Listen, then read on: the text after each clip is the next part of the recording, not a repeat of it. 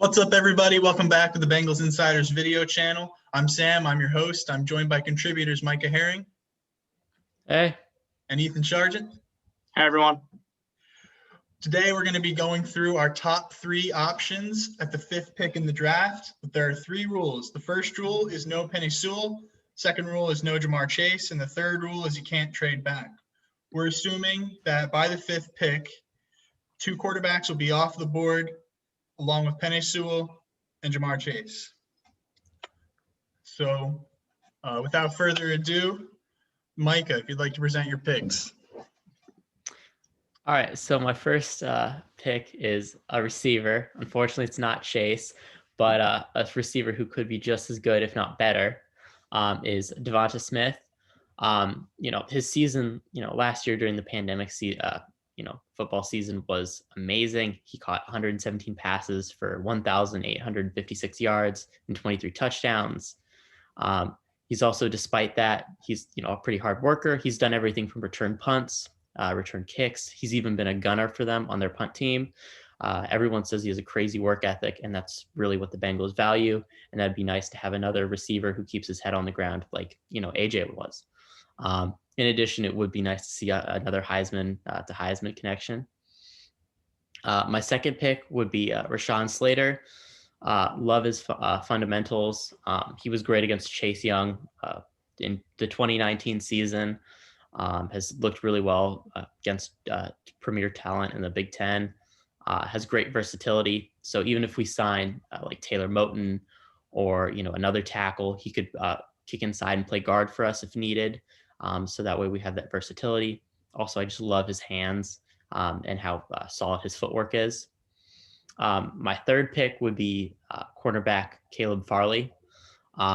He's absolutely great. He has great twitch.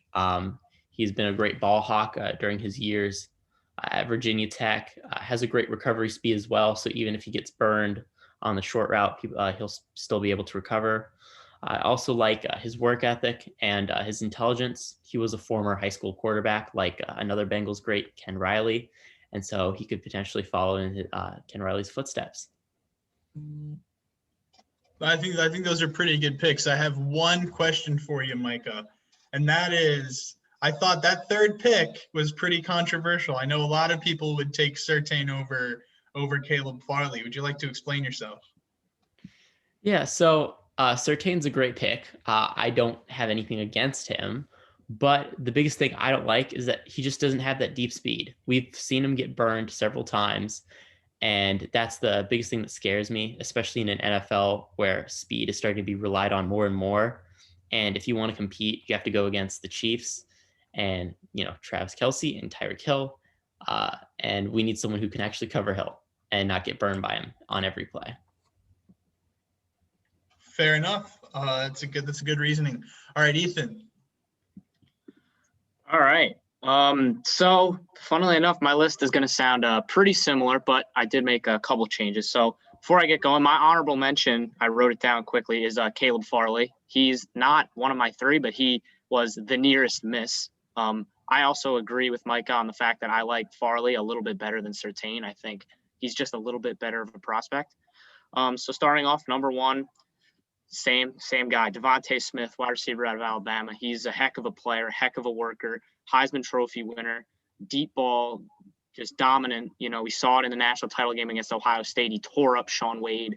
And he just has all kind of the tools to be just that premier wide receiver that might just unlock this offense. Number two, going to sound real familiar once again, Rashawn Slater, tackle out of Northwestern. In my opinion, he's the second best offensive line prospect in the draft, behind, of course, Penei Sewell.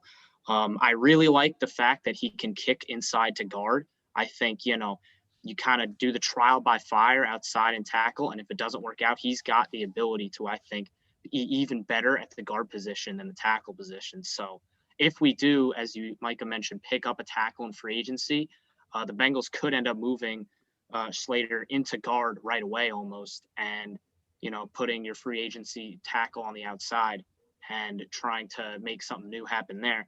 My third pick is where we get different. Now, I'm going with Kyle Pitts, tight end out of Florida.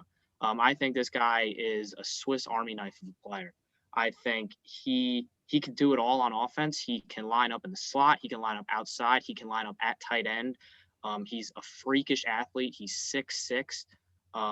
That's just a matchup nightmare that could just provide opposing defenses just constant headaches with trying to counter, Boyd and Higgins on the outside, and then you have to worry about Pitts too.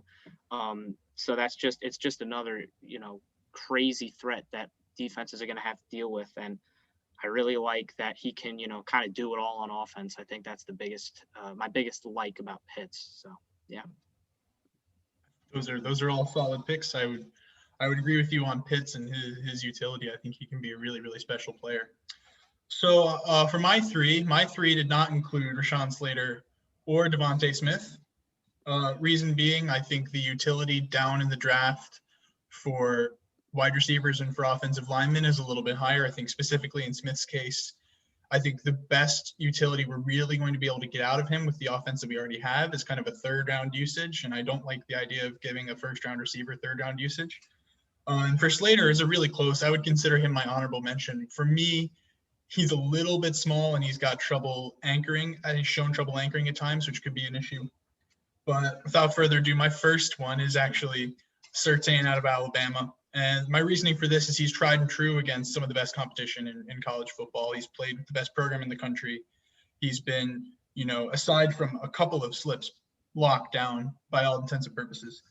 And I think he would fit extremely well into the system. And I also think that he could possibly kind of even out some of the leverage in the defensive backs room, especially with William Jackson. Give another alpha to that room and see what William Jackson's going to do in negotiations, contract talks. It might settle things down a little bit. My second pick would be Kyle Pitts out of Florida. I would second Ethan's point that he is an absolute Swiss Army knife of a player. He can get downfield. He can create nightmares. I think he pairs extremely well with Drew Sample. I think the versatility you have on offense, you can run some really good 2 tight end sets, even 3 tight end sets, and really kind of create some matchup nightmares, which I think is what Zach Taylor has been wanting to do in Cincinnati for a long time. I think it would open up his playbook a lot. And then my third pick is Micah Parsons out of Penn State. I think he serves as a really, really good, not only an edge rusher, but also a linebacker. Another player who's extremely versatile, another player who's tried and true, who's played really, really solid competition. And I would think I would put him close to Kwity Paye out of Michigan. The only difference is that I think the market for linebackers is going to be a little bit more enriched. And so I would take Parsons over Paye, just looking down the road in terms of free agency. But Parsons is an incredible talent on the defensive end, and that's why I have him third on my list. Well, anyway, those were the picks that we decided to take at the 5th pick. It'll be interesting to see what the Bengals do with the 5th pick in the draft. We thank you for watching, and we hope that you come and watch us again.